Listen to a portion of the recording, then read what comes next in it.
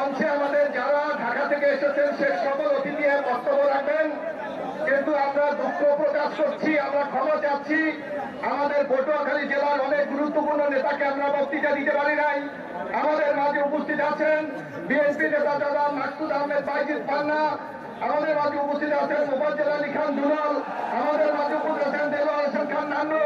আমাদের মাঝে উপস্থিত আছেন জিয়াউল হক ফারুক, আমাদের মাঝে উপস্থিত আছেন বিশিষ্ট আইনজীবী অ্যাডভোকেট মজিবুর রহমান টোটন, আমাদের মাঝে উপস্থিত আছেন সাবেক ছাত্র নেতা মোহাম্মদ বশির আহমেদ মৃধা,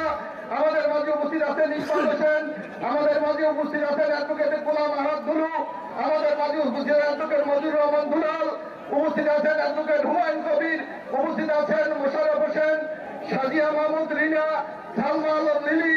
জাফরুজ্জামান খোকন, মোতালেব মিয়া, সাবেক ছাত্র নেতা আলমগীর বাচ্চু, আমাদের উপস্থাপক মিজানুর রহমান মিজান, খন্দকার ইমাম হোসেন নাসির, ফখরুদ্দিন খান, সিদ্দিকুর রহমান, সাবেক ছাত্র নেতা মতিউর রহমান, সাবেক ছাত্র কাজী সাদাত হোসেন এবং অধ্যাপক বাহারউদ্দিন বাহার। আমরা তাদের কাছে ক্ষমা চাচ্ছি, সবাই স্বল্পতার কারণে তাদেরকে আমরা বক্তৃতা দিতে পারি নাই। যারা মিজান